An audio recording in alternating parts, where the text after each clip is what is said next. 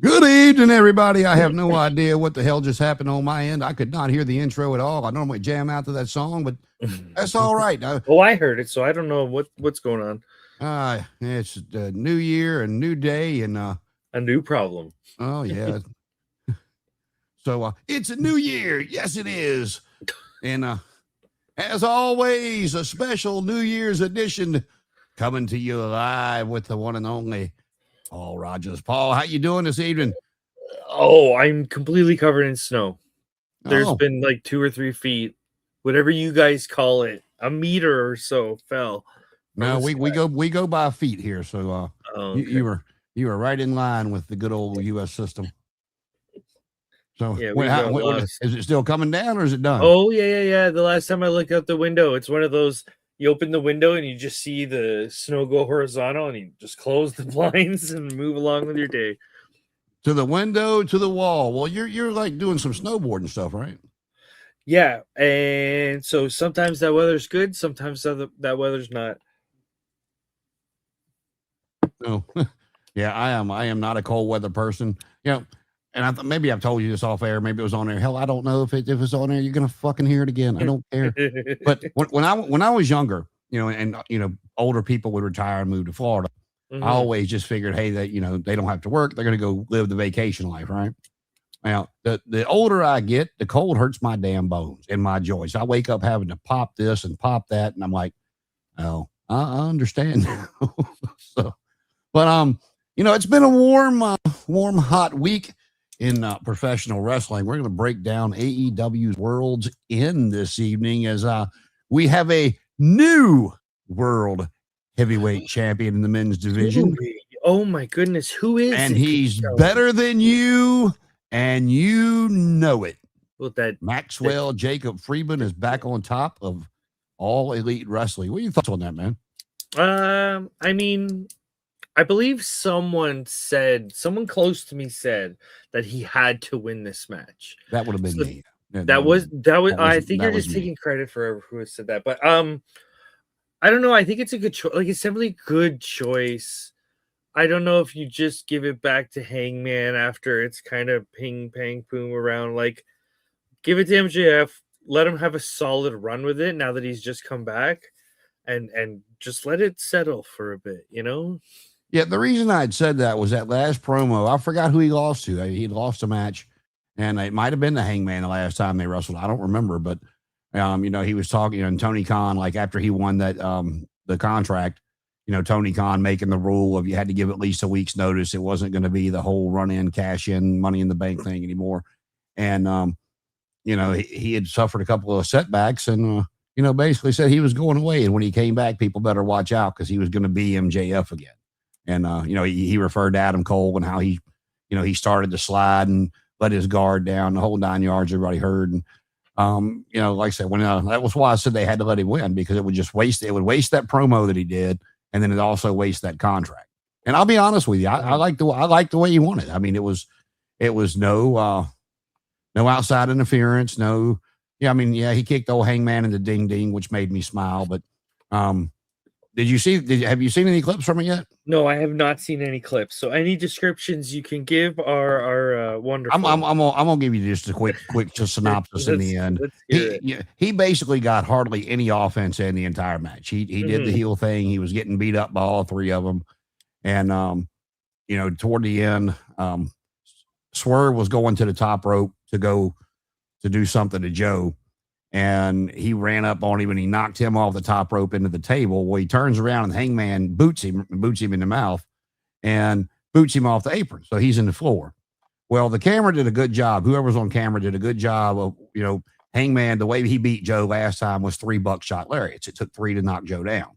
Mm-hmm. First one staggered him. The second one staggered him a little bit more. And the third one knocked him down. He got the 1, 2, 3.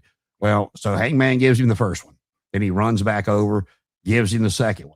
He runs back over to give him the third one, and when he flips, MJF had rolled under the ropes back in the ring and kicked him square in the ding-ding to get him out of the equation. And he grabbed Joe and gave Joe the heat seeker 1, 2, 3. Mm-hmm. So he redeemed himself from losing it to Samoa Joe at World's End 2 years ago. And, they did a pretty good number on him last. Was it Dynamite or the Collision when Hangman and Swerve, and they'd got him in the ring, and both of them had a chain around his neck and holding him and basically talking shit and telling him how bad they were going to whoop his ass and this, that, and the other. But like I said, he needed to win. He got the win. He needed to win that way to continue to be MJF. He is not a babyface. He does not ever need to be a babyface. You can put him in a position to be cheered here and there, as long as he's not. I want to be your scumbag. I want to be your fuck you. Cheer. I think the only way that you can make him a face is if there's some sort of NWO, because he is sort of a homegrown. Even though it's I love this expression. He's a bastard, but he's our bastard. Like, we grew up with him. We had to deal with him. So if there's an invading force, if they ever do that sort of angle, I would say, okay, MJF's a face just because he grew up with us. And then as soon as this is done, nope. arms reached, like, nope, get out of here. Well, the downfall, I guess, I don't know who's booking it, but maybe she was booked strong this way for a reason. But at the pay-per-view itself, Mercedes and Athena had a shot at the women's tag titles. Mercedes took the L to Willow, which set up last night. Willow versus Mercedes for the TBS title. It was last week or the week before, she dropped 2 belts to Alex Windsor, 2 of the UK belts that she had that she put up at the same time. And she lost those, and she lost the TBS title to Willow last night. So she's now down 3 or 4 different belts, however many she's lost in the past couple of weeks. I think this is great because everyone was kind of like nitpicky. Like, well, I won't say nitpicky. People were really hard on Monet about this whole belt collector thing. And what I always thought was funny is when you watch interviews of like, I think it was Booker T and a couple other like wrestlers who have their own little promotions. They're like, if she wanted to take our belt, we'd give it to her whenever she wanted. Just come on down. I'll give it to you. You can add it to the thing. So while the fans were complaining, people who are in the business are going, oh, no, we see where this is going. Don't worry. We trust her. So hopefully what we see is what, people like Booker T kind of are, I guess, seeing. Because it's like, where's that rematch for Jody Threat? And you know what I mean? There's a bunch of like little matches that they can kind of promote in this storyline of her kind of downfall, No, I agree. But that makes it what I don't like her to begin with. I didn't like her as Sasha Banks. So let's just start there. I don't want anybody to think I was picking on her because she went to AEW. I don't. She could go anywhere. I just didn't like her. And then I would have to go back and look at everything she did when she first came in. But Athena, who hadn't been beaten, a couple of years, she comes in and just, she beats Athena pretty quickly. And here's a silly question. Do you like Athena more than you like Monet? Like, would you agree with that statement? Absolutely. But on the flip, I would too. I like Athena. But on the flip side, I would also say that I like Piper Niven better than I do Mercedes Monet. So, and thoughts out to her. She's dealing with a bad neck injury. She might actually be done. Not a shot at Piper. So just you pick any of them. I cannot think off the top, and there might be one out there. I just, I didn't. It's kind of my same thing.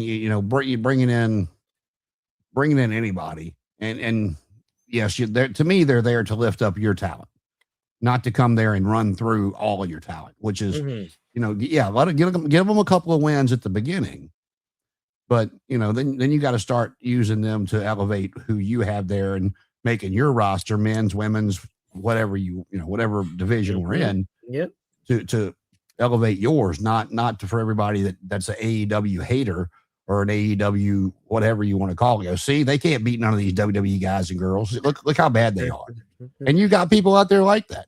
Yep. Some of those. Really. I don't know how good it's going to do her now because she's on a losing streak. But if Mercedes would have lost the first time to Willow, but then came back around to beat Willow the second time to win the TBS title the second time, not the first time around, then I'm okay with that. But you just, you shit all over somebody that first time that's been with your company since day one. Well, pretty if not day one, pretty quickly there afterwards. And, you put her over a lot of different people, and to me, putting her over all those people is shit on the whole entire roster, the way they booked her at first. But that's just my opinion. I mean, like I can totally see that, but at the same time, if this was like, I always love the someone used the analogy of Dragon Ball. They're like, well, if a villain showed up and the people just stomped him right away, there'd be no story. So you got to at least, like, I don't know. I guess it all matters in like the payoff, right? Was it worth it down the line? Like right now, we're just in that moment of they haven't got it yet, and hopefully they do. But because there's a lot of people are skeptical of this. Like, well, I believe the payoff when she winds up dropping however many belts, if not all of them, that she's going to drop, will be her finally winning the world title. Because if you know the only two matches she had lost until this little streak she's on now was, the when she beat Chris Statlander in a TBS title match, but up until this little streak she's been on, she had only lost to Toni Storm in a world title match and then Chris Statlander in a title match. And so, she's gotten all these belts, but she hadn't been able to win the big one, so that's where the payoff will be. If not, See, I'm on the assumption that she's got the belts for like okay, how do I phrase this? My assumption was during her downfall, she's gonna go back to those companies and defend the belts and lose. So I imagined she's gonna lose a big belt and then like one of the TV ones, and then she's gonna go back to Winnipeg Pro Wrestling or wherever she was, where she beat Jody Threat. I think it was Winnipeg Championship something wrestling. It was WCW, and they had one of those old WCW rings, but it was Winnipeg Championship Wrestling. But anyways, I was under the assumption that she's gonna do that tour. So the logic was, I can then go. I saw her beat our guy. So then she'll come back and we get to see our guy beat her, and she'll lose all the belts and put over all these people growing the companies, like the little ones. You know what I mean? That's what I thought may happen. I hope it's not one of those Ultimate Warrior Jack Tunney things where it's like, to get one, you have to give up the other. Because I feel like that's anticlimactic for all the belts. What do? You just hand over 12 belts. Here you go. I feel like that would diminish them, but that's just me, I don't know. Well, one of my favorite angles from way back yesteryear was when Roddy Piper beat Ric Flair for the U.S. title. Piper was TV champion, and that was of course the golden rule. There, you couldn't hold two belts. You couldn't be, TV champion and U.S. champion. You couldn't be U.S. champion and part of the tag team champion. You had to pick one or the other, and it was a great interview, and I might try to find it later. See, there's stuff out there that is easy to find. Other stuff you think would be easy, you can't find. I do remember the 2-belt rule because I was little when the Warrior thing happened, Jack Tunney. So I always remember that you cannot defend. You cannot properly blah blah blah blah. That makes sense. Saying that we're a little bit past 2 belts, but I would agree. Like I like that logic. I just think doing that now when you have 12. No, I agree, but you have the thing they did with it then was Piper come out while they were interviewing Flair about him losing the title, and Piper come out there being the smart ass that only Roddy Piper could be, and he was talking about winning the title from Flair, and he's like, and you take this one, I don't need it anymore. I don't want to feel bad. You need a belt here. You take. And he laid it on Gordon Soley's announced things, and walked off, and Flair being all mad as hell, and he's like, you know what? I don't need somebody to give me a belt. I will go earn one. So, I mean, there's ways to do it, and but let's see. What else did we were starting the show the other night, or in the middle of it, and when it started, and we saw Okuchi against Takeshita, and I think we're setting up. I think they set up a slight drop hint of a Kyle Fletcher babyface turn in this. Like I told you, Okada used a screwdriver to beat Takeshita. That's the first loss that Takeshita's taken in a while. It was a decent match. But then you got Fletcher versus Moxley. And Fletcher is looking for that screwdriver. He's obviously, he's going to each corner and pulling back the pad between the big screw, whatever the hell y'all call that thing. That itself is the turnbuckle. Okay. And technically, yeah. But the pad that was right there, that's where Okada pulled the screwdriver out of. And you see Fletcher going to each one, moving those pads, trying to find the screwdriver, and it's not there. And I'll be honest with you. I mean, grand scheme overall, I'm not. But at the time, I'm like, damn, when Moxley beat him and choked him out because of the losing streak Moxley's been on, and to me, it would have been a better. And now I know the story is going to go further than what we would have gotten with Fletcher and Takeshita. Fletcher and Okada. But I'm like, I know all Don Callis family, one of them probably Okada, but maybe Fletcher to, pull some underhanded tactics to win the tournament. But Moxley pulled it out, and then Fletcher attacked the knee, and, you're thinking there that's going to give, Moxley an out, and Okada the second time. But, he choked out Fletcher, and then he beat Okada. And I was surprised. And then he cut this hellacious babyface promo about how that belt didn't just belong to him. It belonged to the fans, and it belonged to everybody in the tournament, and how proud he was of everybody in the tournament, and this, that, and the other. And you got the Death Riders behind him. Ooh, and yeah. So, and then he, who the hell did he wrestle last night? Damn, I can't think of who he wrestled last night. But, they set that up pretty good, because to me, with, Moxley can defend himself by saying, this is why I started this group. I wanted to get what I just got out of these younger talents. That's what I wanted to see. But Claudio is also going to be able to come back with, hey, that belt you got there, buddy. Hey, who beat you in the tournament? Oh yeah, that was me. You could also frame the story as a bit of because Moxley came in, what was it, the first big show, the second big show? I want to say Mox was like one of the big first stars to come over. So Mox, I want to say it was the first one because he attacked Omega. Sure, I'm not doubting that, but Mox can frame it as, I'm looking at the past. I've been here since the beginning. Look at what I've helped grow. He's getting a babyface heart of, look at all we've accomplished. And then, everybody in the back's like, yeah, but we want to get paid. Like, we're thinking about now. We don't have that. We don't have what you have. We're looking to create that. So it's a fun dynamic, because it's true. You know what I mean? Like, Claudio doesn't have that history, and he still wants to be champ. Hey, he's champ in Mexico. Why can't he be champ here too? Right? Like, there's a bit of a kayfabe and real logic to it. And Darby actually had a good promo from wherever they filmed that at back last night. He's challenging Pac again and telling Pac he needed that win, and he wants to fight Pac yet again. So I'm trying to think everything else that happened. FTR wrestled somebody. That's how memorable that was. I have a segue for Kyle Fletcher. Oh, go ahead. Because he was the subject of a Steven Regal, Sir William Regal post about neck bumps, because apparently he highlighted Kyle Fletcher a few times. There's like one photo of him landing on his kind of high neck, like a bushy angle of straight down. And he wrote quite a bit about neck injuries, and you guys are young, and please don't.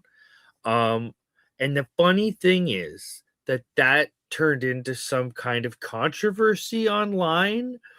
Tribalism was thrown around. Like, there was a bunch of weird words. So much so that Kenny Omega had to make a post. I think it was either on X or whatever.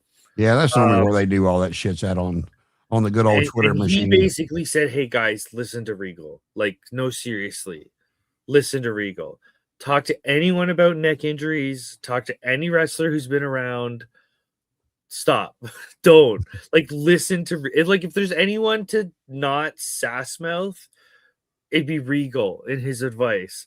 So I think it's one interesting that Kyle Fletcher's getting attention for maybe being a bit more dangerous than he needs to be, especially considering the position he has. He's no Mick Foley. He's not, reaching up to the top of the card. Right now, you're the top of the card. You can relax a bit. You know what I mean? You don't have to take these risks. Look at MJF. MJF does not take these risks because he knows where he is. Kyle Fletcher needs to start not taking those risks because he can now. Well, I'll tell you, and we've talked about this before, and it's on the same subject. One of the reasons, yes, I love MJF's promo style. I think he's great on the mic, and does he go too far sometimes? Yeah, but that's the line he's given. I'm not gonna sit there and argue with that because I enjoy what he does. But it's like where I say, I get that not everything old would work in today's product, but for him to be able to go out there and get the crowd to chant double clothesline, it's not the move, it's how it's presented. And so, when a guy like Regal and, some of the respected veterans I really wish you would listen to the interview that Cena did with Cody Rhodes. He brought up, Javon Evans. He said, he goes, if I go talk to Javon or anybody in Javon's position, he goes, a younger talent, and I just come back with a lot of what you hear veterans say, slow down, kid. He goes, he's already tuned me out. He goes, he's thinking to himself, he goes, most of them won't say it because they will try to give the veterans the respect that they're going to want when they get older. He goes, but they're thinking in their head, shut up, old man. You just can't keep up no more. He goes, but if I go to him and have a conversation and talk about how the conversation needs to continue in the ring where the crowd could understand it. And then when he goes, anybody that I've ever talked to, he goes, I want us to both come away from that conversation with an understanding and both of us learning something we didn't know before. And, when Cody asked him something about the "you can't wrestle" chants, and he said he took it to heart. He said that the fans were telling him they wanted more. He goes, you don't take that shit and, just get pissed off about it. He goes, they're telling you they think you're capable of more and to go learn. He goes, that's the way I took it. He said, so he goes, I'm very thankful for people like Kevin Owens and Sami Zayn, and he named off a few more. He goes, that got in the ring with me and they're good enough at what they do to figure out what my skill set was and what I could do and what I couldn't, and help me do so, help me come up with some more moves instead of just, what people called my 5 moves to do. And, so, I think one of the best ways I've ever heard it said, so, when you hear Tully and you hear Arn and you hear Jake talk about the young guys in AEW not wanting to listen to any of them, it makes you think, okay, well, how did they come across? You come back to the double-edged sword of it. But, it's talking about Kyle Fletcher, and I'm sorry I interrupted you. I went off on a fucking tangent. No, that's all right. We're coming back around. But with Kyle Fletcher, if I remember correctly, he was also the one that gave Adam Cole the power bomb on the apron. This is why I tried to phrase it in a way of like, yet again, there's another observation of Kyle Fletcher doing something maybe a bit much. Okay, while you're distracted for a moment, this sort of reminds me, a few years back, there was a match in Japan where it's Tetsuya Naito versus Kota Ibushi, and Dave Meltzer refused to star it, because he said no one should ever look up to this match. No one should ever do anything that was done in this match because there were so many high head and neck bumps that even Dave Meltzer had to stop and go, no, not touching it. You know what I mean? Like, it takes so much for Dave Meltzer to go, no, the line was crossed. And to be fair, neither of those athletes crossed that line in that way again. They scaled it back because it's different when you're landing head and neck first for what a lot of people say is no reason. Okay, maybe once a year. You know, like how often did Taker do his dive? If that goes wrong, that's fine because you only have to do it once. But we all learned our lesson from, I think the fella's name was Masawa. He, Japanese wrestler, died in the ring. He actually wrote a note that was like, to the wrestler who's going to kill me in the ring, please do not, you know, like it was this whole letter. He knew, but like we know better now. Like, how can we watch Foley and Jake and all this and for some reason still go, I want to take this bump. I want to take this. Because honestly, okay, so this is just me. This is just me as a professional wrestler. I would rather take the bed of nails bump than one of those like high razor's edge bumps. That's just me. I feel like, you know what I mean? One's safer in a different way and one's more dangerous in a different way. Like, yeah, I'm listening to you, but I'm looking because this is kind of like a I'm trying to, the reason I'm looking for it is I want to find what match it was. There was some match that was circulating, and I don't know if it was, I can't remember if it was an AEW or not, but that Jim Cornette just, you know, shit all over. Oh, that could be any match from any year of any. Well, you know, he was talking about the backyard this, the backyard that. And, oh, that's what it was. It was okay. No, it wasn't a match. Okay, now I remember.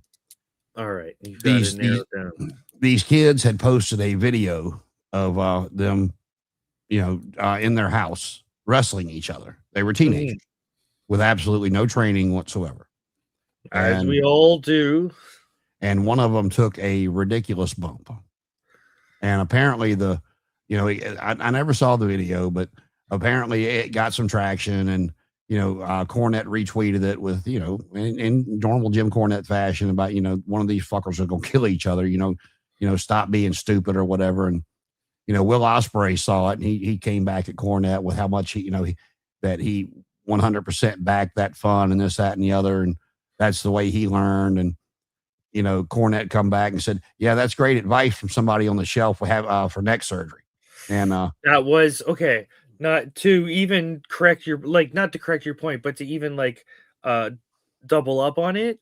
Will Ospreay for years was the guy that everyone said, you have to fix your style. You're going to kill yourself. They said that forever. To be fair, he did, but did he do it too late? Right? Yeah. Like, well, and I'm sure if anybody wants to find it online, that's just, but when I heard the clip of Cornette talking about, you know, they're back and forth, he goes, then this motherfucker come back and wrote me a 40-page dissertation on Twitter, on X. He goes, you know, and then like, so then I was I just kind of giggled and I moved on, but, you know, cause, but yeah, you know, like he said, Will Ospreay wrote him some kind of huge dissertation on Twitter, and he's like, I'm not reading that shit. He goes, you know, look in the mirror, Jack, stop your shit. Cause you're the one on the shelf for however long you're there with, cause you had to have fusion neck surgery at whatever young age Will is, like in his early 30s, I think. I think there's a golden question when it comes to professional wrestling. And I try to think about it as I'm growing as a student. Is this TV wrestling? Let's say, because we're in North America, is this TV wrestling or is this video game wrestling? Because TV wrestling is good wrestling. And what I mean by that is I'll fake a punch, you sell it for like half a minute, and we're having, you know, a little bit of a laugh and we're having some fun. Video game wrestling is where it's like wham, boom, move, flip, move, smash, move, and it's just nonsense. It gets people's hurt. It's like you have to kind of slow it down when you're at home. What are we emulating? If like with my little brother, am I emulating Ric Flair doing the falling down, or am I doing the Jeff Hardy jumping off something, trying to kill myself? You know what I mean? Like, I think I hate to be the old man, but I think video game wrestling has kind of ruined wrestling in that way, and hopefully hasn't ruined backyard wrestling to that degree. Well, see, I don't know. Maybe this is just my cynical old ass, but to me, it hasn't ruined wrestling. It's just, the idiots taking out the idiots. If if you play a Marvel, they call it the Darwin Award. Well, yeah, I mean, if you go play a Marvel award or a Marvel, if you go play a Marvel video game, or let's say you play a DC video game, and Superman flies off the Empire State Building, you go try that, you stupid ass. I don't think you are. So I mean, it's a fucking video game. Yeah, I know, but I feel like wrestling's already not real. I don't know. I know. I totally get that it's a fair comparison, but for some reason I feel like that's what sort of modern wrestlers are used to, where it's like move, hit the move, hit another move, hit another move, hit this button, hit that button, instead of being like X square. Oh. But if you look at like Dusty Rhodes, he does a lot with just a punch. Like punch you, do the wiggle, punch you, do another wiggle. Woo. Yeah, you know what I mean? That's a great example, and I'll tell you why. When he made his ECW appearances, the 5 or 6 times he appeared in ECW, did Dusty change anything he was? No. He was giving Carino the elbow. He was doing his funky like a monkey, and he, swaying of his hips and everything. He was Dusty Rhodes. And guess what? That alternative Philly crowd ate it the fuck up, man. Go back. If you don't believe me, people, go back and watch it. They ate it the fuck up.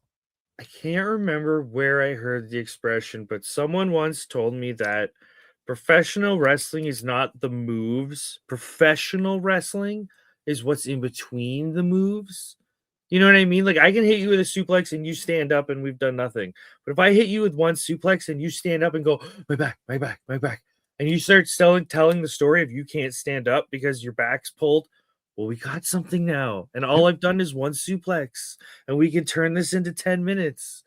You know what I mean? Like, it's that's sort of the loss. I know we're getting into a whole different thing, but you can slow it down. You don't have to kill each other, especially in backyard wrestling. Like, more is less, like, I know we're all preaching to the choir here, but it's crazy how I watched a backyard match recently, and it was literally just people doing moves to each other and almost killing each other. There was no like flow or energy or emotion. It was just, okay, do the fork thing, wink. Well, you talk about that too.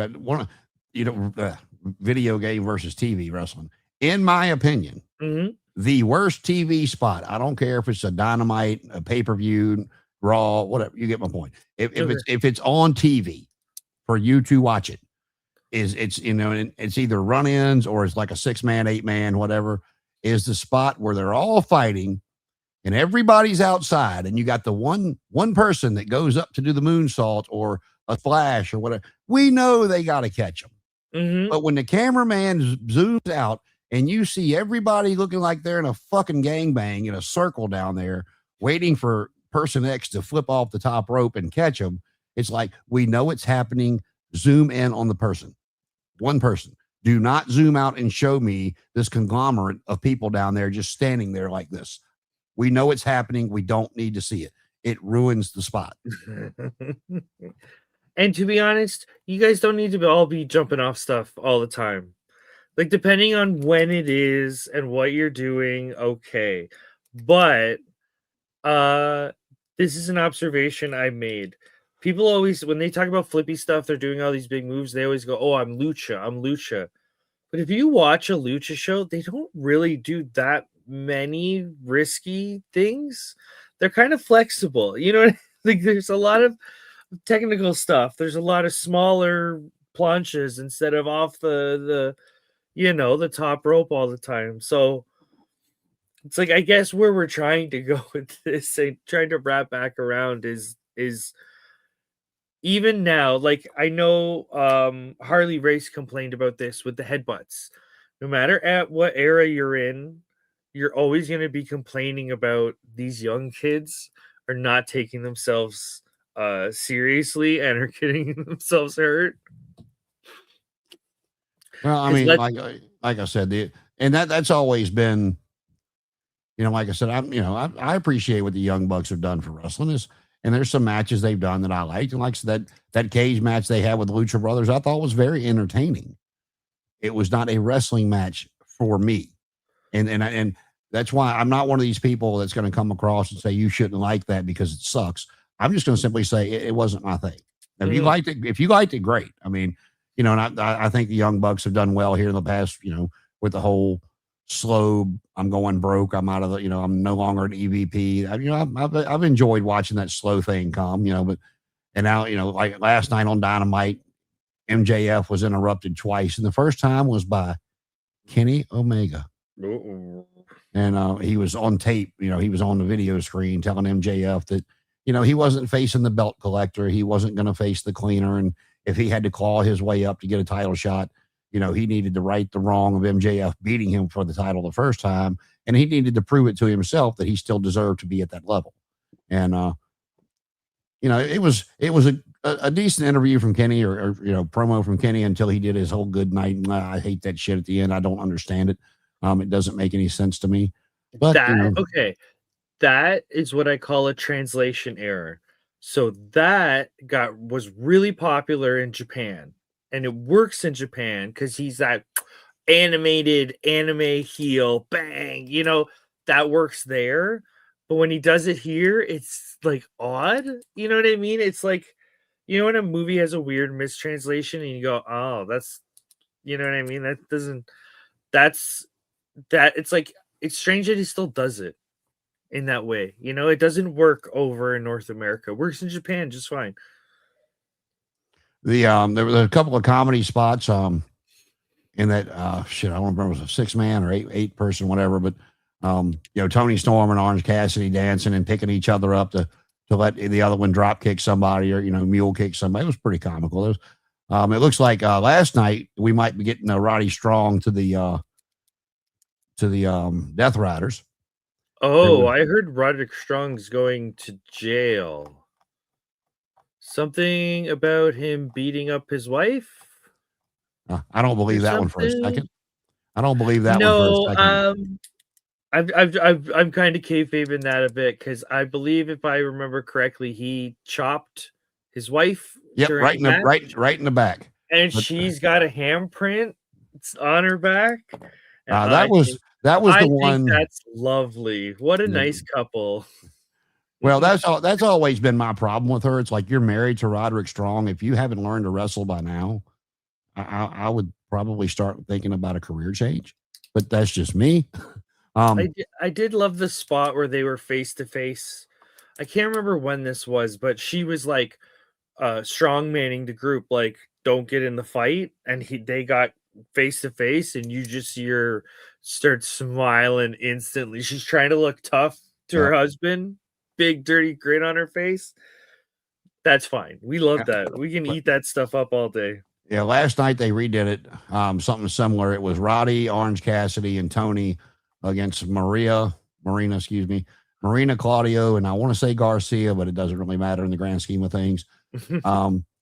Orange Cassidy, Claudio pinned Orange, but right before all that happened, he one of them, and I want to say it was Orange, accidentally hit Roddy, and then he's got this mean ass look on his face, and he's looking over at the Death Riders as they're leaving. There's some kind of nod going back and forth between them, and I'm like, oh, we about to get a Roddy heel turn? Okay. And because he hasn't been down with this whole conglomeration thing since Adam Cole got hurt, and Kyle O'Reilly kind of went back to hanging out with him. Can I be honest right now? Can I just, between you and me, can I just tell you a secret? Sure. Can Roger I won't tell nobody. Fuck off? I don't know what it is with him. I like him. He's okay. But for some reason, when he's on television, same with Kyle O'Reilly. I love them both, but no, I'm done with them. Get them off the TV. I don't know why.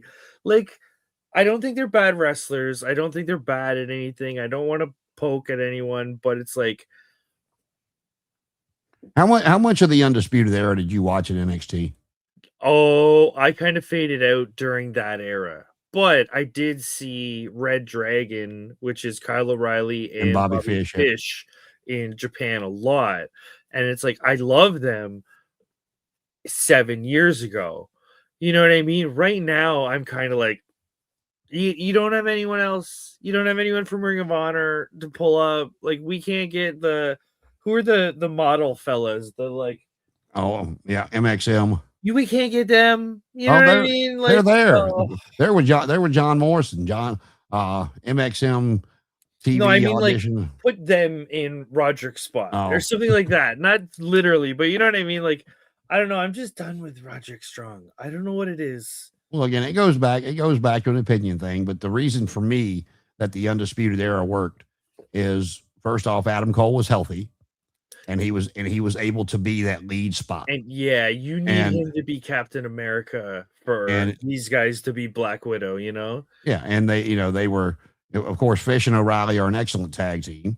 And Roddy was, like the second in command with the North American title. They had all the titles in NXT, and it was the old Horseman booking of constant interference and this, that, and the other. And you finally had to book the match of, if anybody interferes, you lose the titles, and then somehow, some way they would pull out the victory and keep the titles.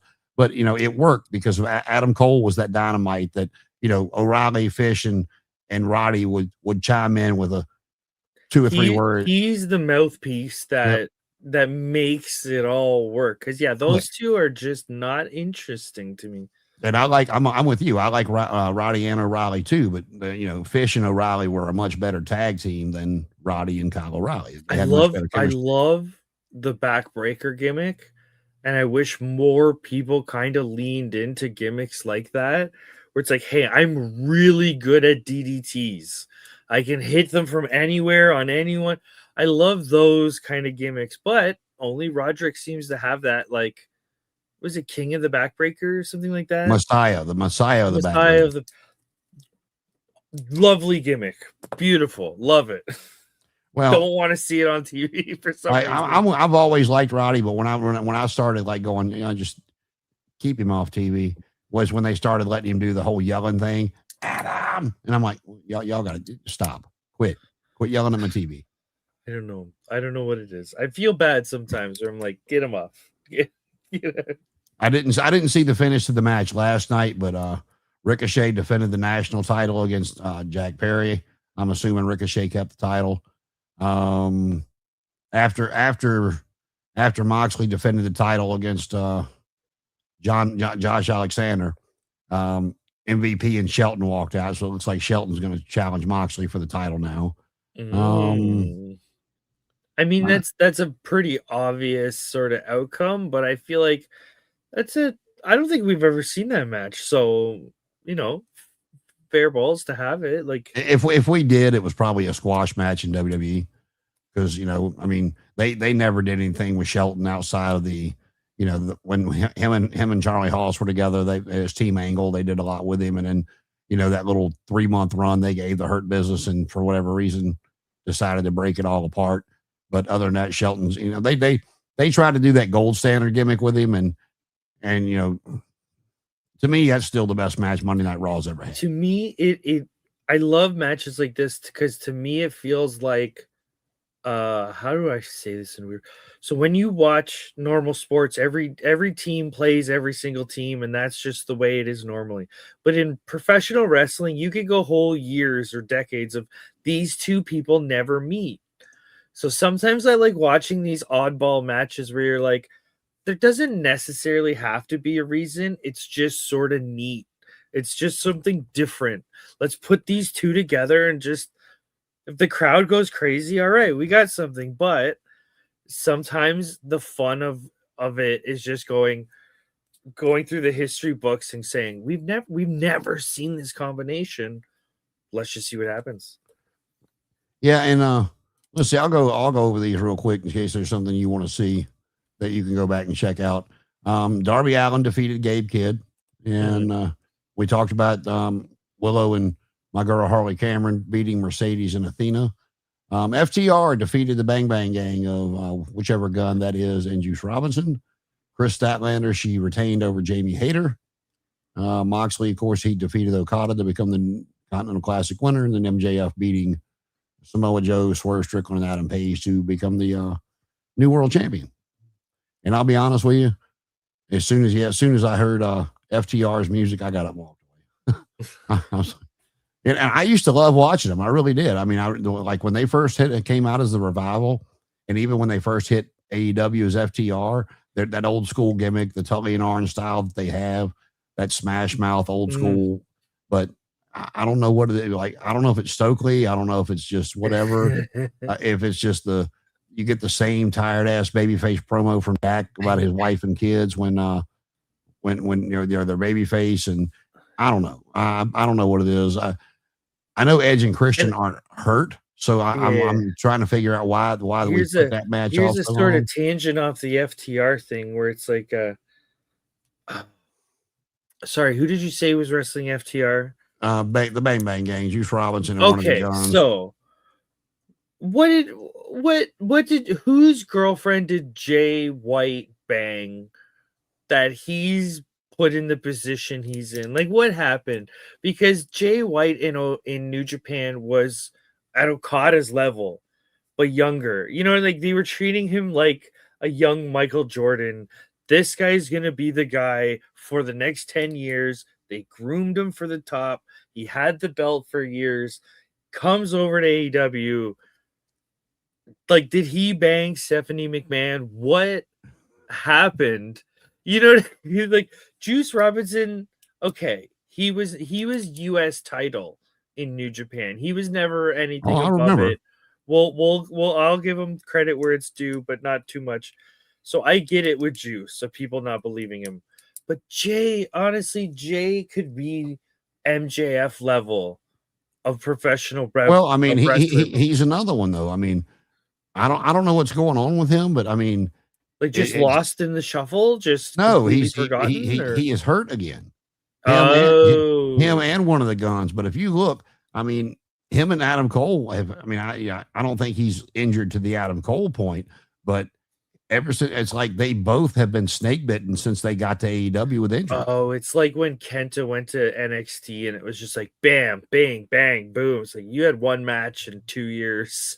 Yeah, I mean, he came in, he was, did his part for a little while, he was gaining momentum, then he got hurt. He came back, and I don't think he was on TV for 3 months before he had to go out again. Him and Juice with the guns is perfect because him and Juice have experience. They've been around. The guns are a little bit greener. You know what I mean? It's in theory, it's the perfect sort of faction. They have their ace, they have their tag team. They can do this. Bam. Just take the kneecaps out of them. And last night, the way they followed it up on Dynamite was Ricochet retained against Jack Perry. Bandito beat the Beast Mortos, and last time I checked, he was the one banging Mercedes Moné. He won that Dynamite diamond ring this time around, as first person besides MJF to have it.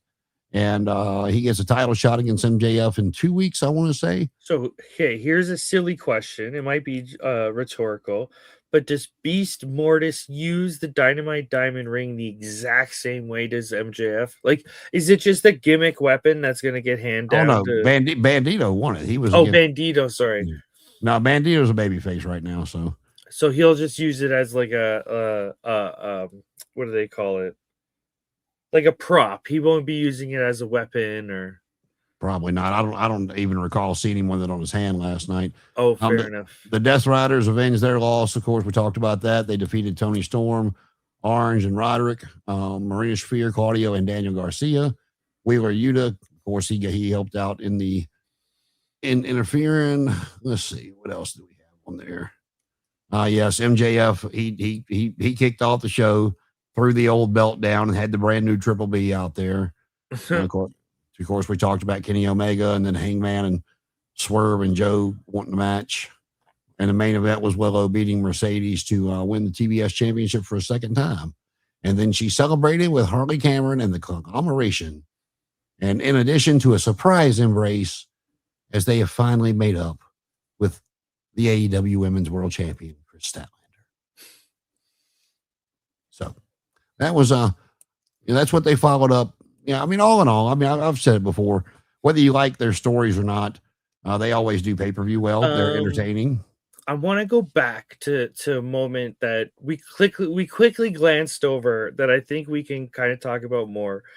I think potentially the Orange Cassidy Tony Storm moment might be big for AEW. Oh no! Hold on a minute. If you want to, I'll give you some more. I'll give you some more back stuff to chew on with that. Okay. When before the match last night, I was doing something. I don't know what the hell I was doing, but it was it was on the TV. I was watching it, but I was also doing something. But they were interviewing them, and I want to say Mark Briscoe was standing there too. But out of nowhere, Tony comes walking up. Come here, Citrus boy, and starts her shit with him and this, that, and the other. And here come Mina coming up, all the stuff she's talking to Orange, and Mina comes up with this horrid look on her face, and she's like, kind of the look of how could you? And Tony's like, oh honey, come here. It's not sexual with the Citrus boy. It's you are my cupcake. And it was just kind of, and Orange just sitting there going, with the look. Whatever. Orange. Well, with the look he gets, and Roddy was also standing there, and he's like, yeah, I'm not dealing with that shit. And he turned around, walked away. And so yeah, but like I said, the spot at the pay-per-view was comical, and the little interaction they had last night was comical. But I think okay. So the reason I pointed out is I've seen it referenced in non-wrestling ways. So it's like normal people saw it, and they're kind of having a bit of fun with it because they're like, oh, look, this is ridiculous and silly, but oh, this is kind of ridiculous and silly. So I think if they play this right, this could be really good for AEW, kind of having this back and forth, because WWE doesn't necessarily have that. You know what I mean? They kind of keep their rosters separate. So if AEW is going to allow them to intermingle, this might be I don't know. I just feel like it's getting a weird response from the non-wrestling fans. So I don't know. Maybe there's some meat on the bone there for pulling in new viewers. Yep, it's possible. Like I said, for me, who has never been a big Orange Cassidy fan, I found it kind of comical. So, if that means anything. We got Monday coming up with the first show of the year on Netflix with CM Punk defending against Braun Breaker. You're going to get Becky Lynch getting her rematch with Maxine Dupree. And as to where I'm interested to see where all this goes, it's a crossover with Stranger Things. And I'm just like, do I really want to watch this shit or not? How has WWE picked the worst potential crossover partners? Like Scooby-Doo. Like, okay, I sort of get that one, but it was terrible. Like, why do they have so many? Surf's Up, it was like a Penguins movie, but with WWE characters. Like, if they do like versus Street Fighter, hell to the yeah, I'm totally down with that. But they always pick bad ones.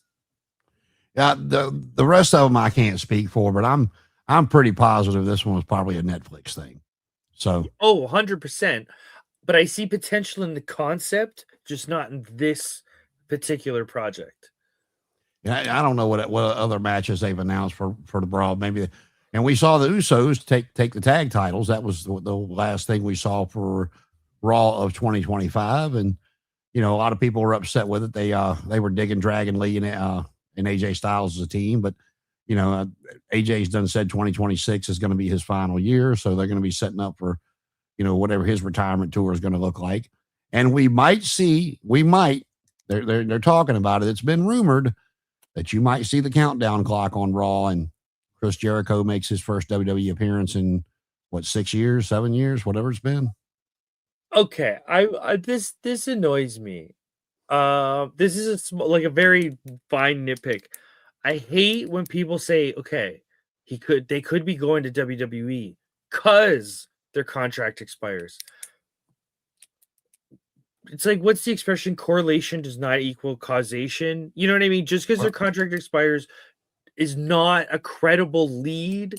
I'm not saying you're wrong in this one. I just hate reading the articles because they've been saying it a lot for New Japan talent. And it's like, you don't always have to say. Would you like to know where I got my information from? Okay, let me know. Chris Jericho. Oh, okay. I wasn't sure if it was confirmed. I thought it was just... He did not. I forgot who he was being interviewed by, but it was last week or the week before. and he'd been asked about it several times, mm-hmm. and he didn't he didn't allude to it, but a lot of people really started talking when he made those comments about TNA really looked like the second biggest promotion with whatever they had done, whatever pay-per-view they put on. If I remember correctly, his last cruise had no AEW people on it. So, but last week or the week before, the question was brought up, and he said, "I will touch on it very quickly." He said, "I'm getting in the best shape I've been in a while. I don't know what it's going to look like, but I'm going to give it everything I got one more time." And then he said, "Next question."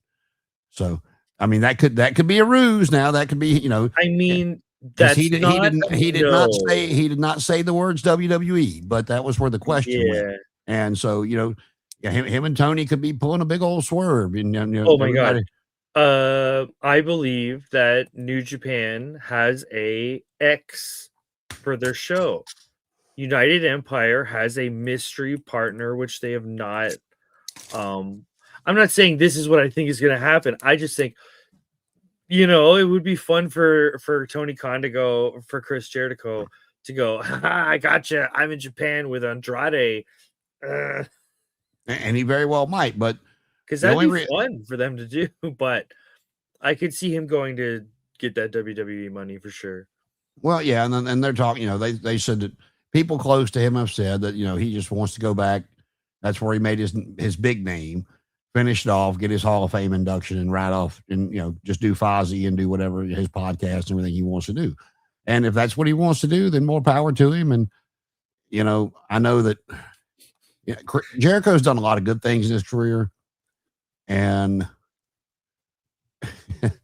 but there was no leash put on him in AEW.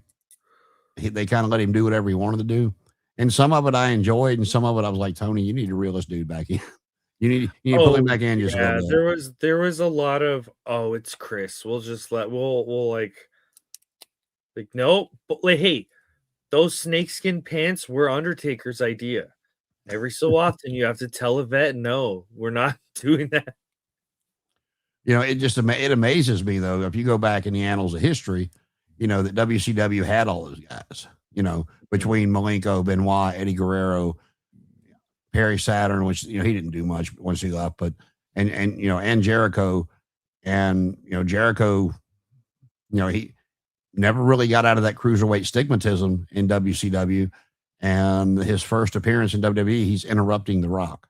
I mean, they put him on a pedestal when they brought him in for his first, and that set the tone for his career. And I mean, when they were unifying the titles to become a unified world champion after buying WCW, and he beats, Austin and The Rock in the same night when nobody expected him to, to not only they expected to get Rock and Austin again in the main event, and they got Jericho and whichever one of them it was he faced in the second match. And, I mean, they to Jericho's credit, he gave them that confidence in him to do that. But, I mean, he's definitely meant a lot to the wrestling business. I mean, you could tell that there was times in AEW he just didn't care anymore, because you could see by his body type, that he had not been in the gym. And when he was ready, if you didn't see him on TV for a little bit and he came back, whether he looked ripped like he had before in some places, but like when he debuted in AEW and when he had his matches with Omega and at the Tokyo Dome, I mean, he looked like $1 million. And it's also a question of, in the modern AEW roster, is Chris Jericho necessary? Like, not as a dig. This is being sort of the booker producer mindset, where Chris Jericho at the beginning was totally necessary. You needed a big star to kind of build this around. We got to have our first world champion. Having him was great. Right now, it's like, well, Kenny Omega sort of is the position where Chris Jericho was at the beginning. He's still semi-active. We can need him. We can use him if we need him every so often. Respected vet on the way out. But they have a roster full of Ospreay, Swerve, Hangman, like all these people that are just chomping at the bit to be the guy. MJF, like so many people, and even vets that can take that place, like Joe. Just give them that opportunity, boom, top of the card, they can run with the ball. So is Jericho, you know what I mean? Like, is he needed? Do you put him on Ring of Honor? Is that, you know what I mean? Like, I mean, not anymore. And I think if he is really ready to, I wouldn't put him on Ring of Honor. I was just using that as a sort of thought experiment. Yeah, all I'm saying is if he's really ready to just do another 6-8 months to a year and call it a career, you know, he's earned that right first and foremost. But if that's really where he's at and he's ready to do that, in my opinion, WWE is where it needs to be done, because he can do those comedy skits with Kevin Owens, and you know, he's got history with a lot of those people there, and that nostalgia act, you know, he's got people there that whether they're still in ring or not, that he can do the nostalgia stuff with, and the people will pop. I think the most important thing though is it's fresh in a sense, like you're going back. So if he were to do this in AEW, a lot of people would go, yeah, but we've seen these matchups. If he goes to WWE, even just for 3 or 4 matchups, you can say, oh, when was the last time we saw Jericho and AJ? When was the last time we saw Jericho and, you know what I mean? That just sells tickets immediately. Now this is the old school booker in me, but if Jericho really is coming back and him and AJ are on the same trajectory to go off into the sunset, and they're both doing, after this year we're done, you put them on a collision course, and when they announce that they're their final match, you put them against each other, and you set them down and see what they can still do. And I think between the two of them, I think you could go a 30-minute time limit draw, and they raise each other's hand and walk off into sunset. That's how I would book it. Okay, this is how I would not book it, but I've always wanted to use this idea. You have them die. Like, they make the characters of Chris Jericho and AJ Styles, like they fall off a building, or Undertaker pulls them down into the ring, just something where you make the end of the match so odd and weird. Like if Undertaker and Kane were to retire this way, I think it would be amazing. They got pulled down to hell and they're both dead. Well, no, I told you, man. You know, I would have told Taker in the spot of Vince McMahon. You know, once he started getting up there and talking about retirement, I would have just looked at him and said, okay, it's like this. Unless you get major guy again. It's like unless you get majorly injured and can never come back, when you're contemplating retirement and you are sure that you're going to retire, that's when you're going to lose at WrestleMania. We're not going to break the streak until then. You're going to lose there. Yeah. You're going to lose there. You're going to not try to set up. You're just going to flip and lay there. And then once whoever beats you goes off into the sunset, we'll let the people clap and this, that, and the other. They're going to think you're getting up, but we're going to bring the Druids down with the casket, put you in it, take your ass up the ramp, and then light it on fire. And then the next night on Raw, you can come out and say your goodbyes. But I want the cinema of the Undertaker character being finally resting in peace. Yeah. So, but it's like you can't have some sort of character like that without some sort of comic exit, right? Like the Undertaker of all characters, retirement is just him taking his boots off and his gloves off and his hat. No, man, this guy needs to die in some Rambo-esque sort of explosion. Now, I don't know. You know, I know we hadn't really talked about it, but I know you were talking about wanting to do like a once a month type show somewhere doing something. Here's an idea for you. Okay. That's how I'd book it. We all kill ourselves. Wait, sorry. How do we phrase that? That's how I'd book it, or that's how we'd book it. Whatever, however you want to talk about it. Bomb goes off. Okay, I'll write that down. All right, and before we tell them what we're going to do here in the next couple of weeks, I'm going to go through and be in this New Year's Day and see what happened in history on New Year's Day. Uh-oh. Let's see. Damn, she still looks good. If you just say it was New Year's Day for every single year going back, I would be very upset. I would not do that to you, I promise. 1 year ago, New Year's Day. 2 years ago. Getting back. Come on. I ain't going through all this horse shit. I don't know. Why is that on there twice? A quick tangent. We were talking about bombs. This will take 30 seconds. You know who's trying to get into the WWE Hall of Fame? Jumping Bomb Angels, which is I haven't I haven't thought about that name in ages. I want to say late 80s, not even early 90s. Yeah. So I find that immensely interesting. And I think if WWE's smart, they can do that and turn it into a gimmick. Oh, look at all our women's of wrestling history. Oh, and before we I jump into this, I can't God, I can't think of who it was, but maybe you'll know. It's one of the either legends or stars of New Japan that has come out and said they need to end their partnership with AEW. Okay, so this is not to go into it for a long thing. So Konosuke Takeshita is wrestling Yota Tsuji for the World Heavyweight title and the IWGP Global. So it's belt versus belt. The story is a bit meta in the sense that the Japanese fans find Takeshita as an invader. He's not a New Japan talent. He didn't grow up in New Japan. He didn't grow up in the dojo. He's a evil foreigner. Yota Tsuji is kind of flowing off of that, and by saying, because Takeshi's in AEW and not in New Japan, AEW bad. I think it's funny how many people are getting worked by that storyline and saying, "Oh, Yota Tsuji, how could he say that?" It's a character. It's make believe. Okay. It's a promo. I forgot where I saw it, but the way they wrote the article, it was That's Japanese kayfabe can be a little bit like that. They're pulling off the truth.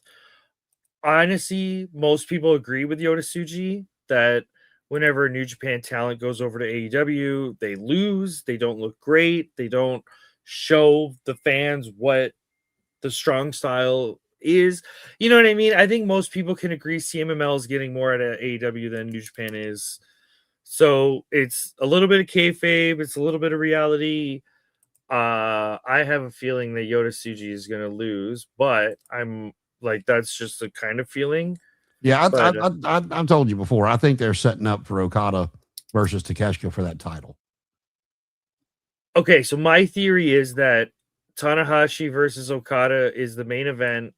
They're retiring Tanahashi, so it's going to be sort of a positive match-ending experience, and you can't have a bunch of happy endings in a row. I think there's going to be a sad ending right behind.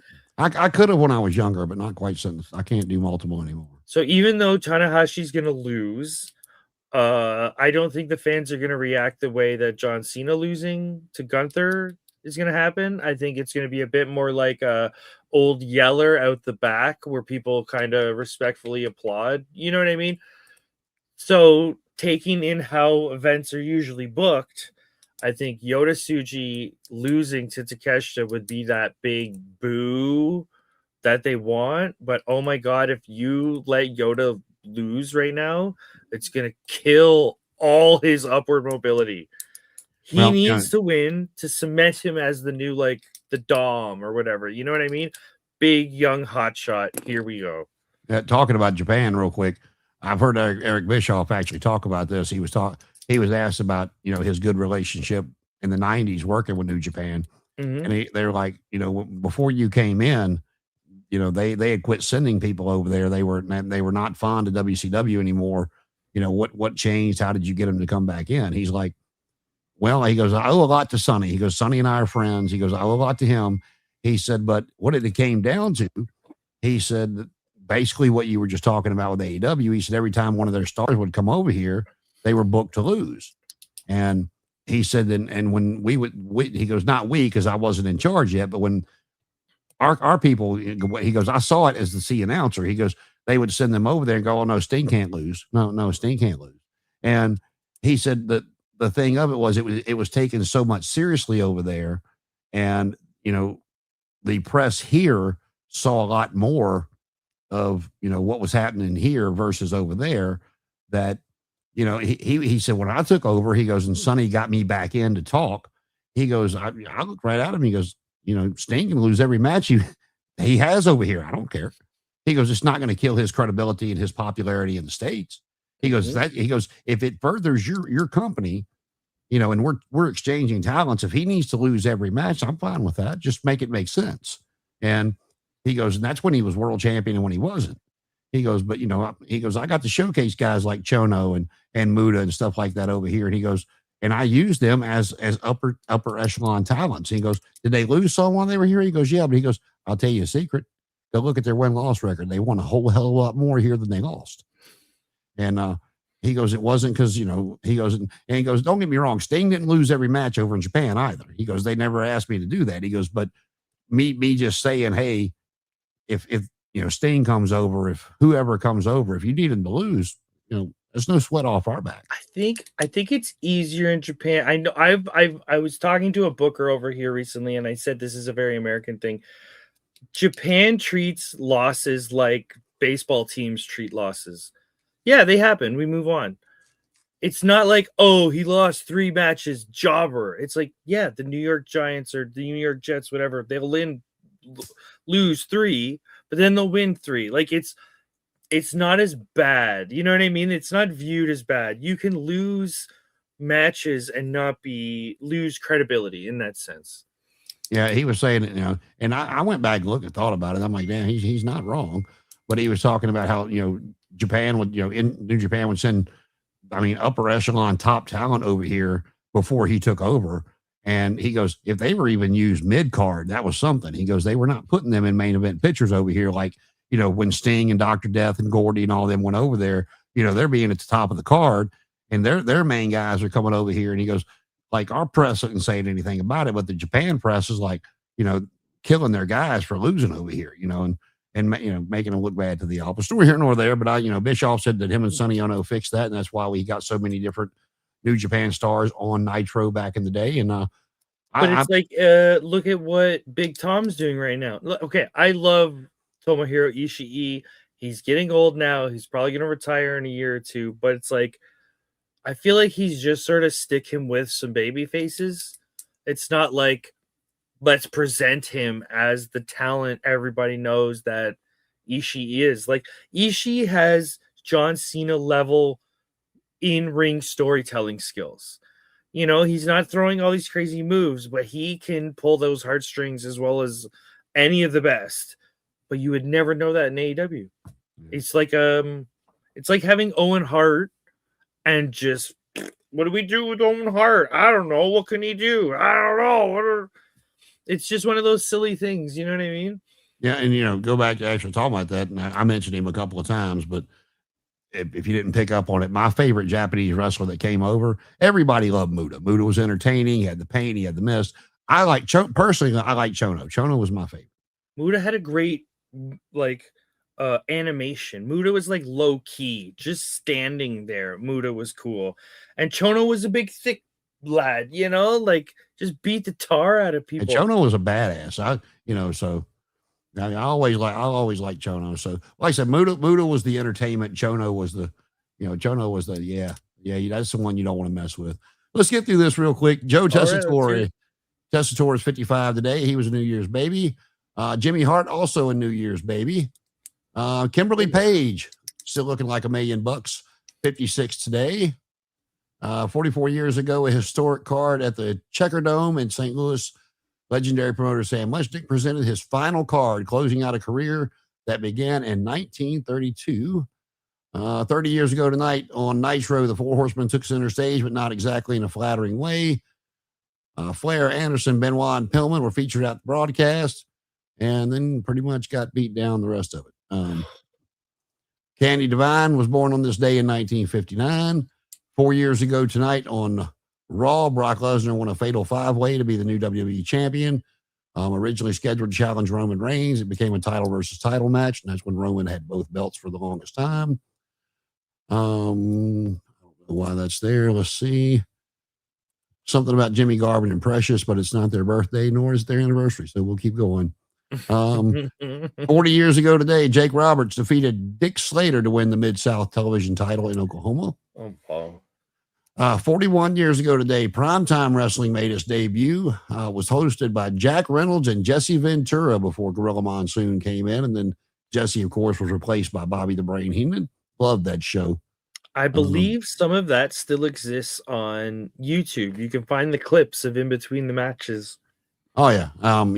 Go back and when Piper was filling in for, Heenan got, suspended for something, and they had Piper filling in, and they set up the Piper Piper Rick Rude feud when Heenan made his comeback. They have a couple Halloween bits that I always watch on every Halloween. Sorry to cut you off. Go ahead. Oh no, you're good. Yeah, I love that show. I mean, Raw was cutting edge for its time when it started going live every Monday. But I did like the format of primetime wrestling. 50 years ago today, Harley Race defeated Johnny Weaver in a tournament final to become the inaugural NWA United States champion. 19 years ago tonight on Raw, John Cena lost a match to Kevin Federline when Federline was still married to Britney Spears. Who? Kevin Federline. I know. Yeah. He picked up the win after interference from Umaga and Johnny Nitro. Kevin Knight is 29 today, another New Year's baby. Rodney Leonhardt, who wrestled as Rodney in Shane McMahon's Mean Street Posse, is 55 today. I don't know who this guy is, but I'll say it anyway. Steve Do It To It Cox, 67 today. Never heard of him. 7 years ago today, the official announcement of AEW's creation came at midnight Eastern Standard Time. And Jeff Dudley Bradley is 53 today. And 7 years ago tonight on Raw, it was Samoa Joe versus Roman Reigns. He defended his title, Intercontinental title, against Samoa Joe and retained. And that's today on New Year's edition of Today in Pro Wrestling History. I didn't think there'd be so much on a busy night. Yeah, that's why I was curious to see what came about on New Year's. And they just tell you what I was looking at. The picture they had posted was a recent bikini pic of Kimberly Page. I was like, damn, she's still in. Oh my god. I don't know what DDP's drinking, but give me some, because he's almost 70 and he looks like he could kick my ass, no problem. Oh my god. Yeah. Page is in phenomenal shape, but I think he's 2 wives past Kimberly now. So. Oh, something like that, yeah. But so tell them what we're gonna be doing. We're gonna come back Sunday night for a special a little special something. I think we're gonna sort of confirm the format and how we want to present it, but January 4th is Wrestle Kingdom 20. It's not as exciting as whatever WrestleMania they're at now, but the issue is that it starts 1 a.m. our time. So we're not going to do that because we got to work. We're going to watch it the night of. So we're going to either do a watch along or we're going to watch it and then do a short 1 hour review or question and answer, because I'm sure Jason's going to have a notepad going, who is this? What do they do? He looks like a businessman. I would never do such a thing. Or, like you said, depending on what we decide to do, if we decide we want to watch along, if it goes too long, we might cut it into 2. We might not. You never know. But and we also talked about, I sent it out, we might get Connor aboard. TNA's debut episode is going to be on Thursday, January the 15th. From 9 to 11. So I was thinking we might see if we can get Connor and maybe a couple others to jump on here and watch TNA's debut episode on AMC. It's like, has this been, that sounds like a great idea. I want to also point out that there's been like how many other New Year's shows? I had it written down, but it's like New Japan's got their 4th. TNA's got the one on the 8th. Noah had a big show. CMML had a big show. Stardom had a big show. When's the Royal Rumble? It's actually on the 31st, and it's in Saudi. It's in Saudi Arabia, so it's at 2:00 our time. Oh, okay. So it's a little bit further away, but I just thought I'm not going to be able to watch all of these shows that happened in the last couple of weeks. But no, I think I think the TNA one might be doable because hopefully it's not 3-4 hours long. Well, football season is slowly winding down. Then we'll get they will go back, of course, to the Sunday night pay-per-views until football season starts back. So with TNA coming on Thursday, beginning on the 15th, we'll go back to 7 days a week. Raw, then NXT, then Dynamite. Then it'll give you TNA on Thursday, the SmackDown on Friday, Collision on Saturday. And anytime AEW has a pay-per-view following Collision, they give you the countdown to, they go back and do the recap for an hour on their pay-per-view coming the next night. And Yeah, I'm like you. It's like, I want to keep up. I want to be smartened up to a lot of the stuff going on. It's like there's just not enough time in the day to keep up with it all. And that's between two companies, if you think about it, between WWE and AEW. Well, you throw in TNA too, because But the point I was trying to make is that's just 3 companies out of the 10 that you would consider the major world. You know what I mean? Like, to try to keep up with everything right now is a nightmare. So I would suggest people just pick 1 or 2 and dive in. Well, I've been trying to keep up with different companies, and it's a nightmare. I'll be interested to see what WWE stars that TNA uses on that Thursday to try to attract the viewers in to pop that number. And I mean, I know like there's people that don't like this, they like that better. It's all entertainment, like what you want. But if TNA can finally throw their hat in and be significant in the wrestling business, I mean, they've been there for a long time. The little engine that could, starting out with Jeff and then going to the Carters and then just the clusterfuck that's been TNA. That's, I mean, because in the grand scheme of things, if you get another company that comes in that can, I don't want to, this is not a knock to AEW, but be, kind of on AEW's level, because I mean, I know the Cons have a bunch of money just like TKO does, but that's that's a whole bunch of other adventures they have going on. But if you can get TNA kind of close to AEW where they're, and I know a lot of people have AEW up here because they like it better, and that's fine. But as far as financials, the history, blah, blah, blah, still blah, a new company. Let's be realistic. Yeah. So if you can get TNA to, kind of maybe even beat them a couple of times here and there and have them go back and forth, it's good for the business. It's good for the boys. It's good for the girls. That might be the shot where you get your shot, where whether it be as an announcer or whatever. This is going to be the way that if I was in charge of TNA and I got this contract, what I would do is, oh my God, just don't be another American wrestling company. And what I mean by that is we have WWE, we have NXT, we have AEW, we have Ring of Honor. If you just copy that, it's going to be the death of you because we already have so much of it. If TNA, not to say specifically, but if TNA were to do a bit of a Lucha Underground, like our product's just going to be different. Little, you know what I mean? Just different enough that makes people go, oh, what's this strange fella in the corner doing here? I think they desperately need to do that. Just have something that visual or something, like bring the six-sided ring back or something. They just need something to make them go, we're not to make them stand out. Oh, yeah. We're not WWE light. Now we can't be, you know what I mean? Like, there's 2 things that I would do for that inaugural show. Mm-hmm. And this, I like Frankie Kazarian, I always have. But if you want to bring in the casual viewer, you either need to take the world title off of him before that show happens, or you have somebody with a name beat him that night, and you have an Ultimate X match. That's the 2 things that I would make sure they got that happened on the inaugural. Because if anybody's never seen an Ultimate X match, that's like the perfect, like, this is our gimmick. And especially in that 6-sided ring, I doubt seriously you'll ever see that come back. It was a great novelty to try to. Oh, that's never coming back. Yeah. Well, it's like, they went back to it, and when Hogan and Bischoff got there, they're like, Hogan's like, yeah, no, I'm not doing whatever the hell. Apparently it was hell to bump in, but AJ's right. When you're flipping channels and you see the 6 sides, you go, whoa, wait, what's this? That doesn't. And if anybody's never seen it, go Google or YouTube Elix Skipper doing the Frankenstein or Hurricane Run off the top of the cage in TNA.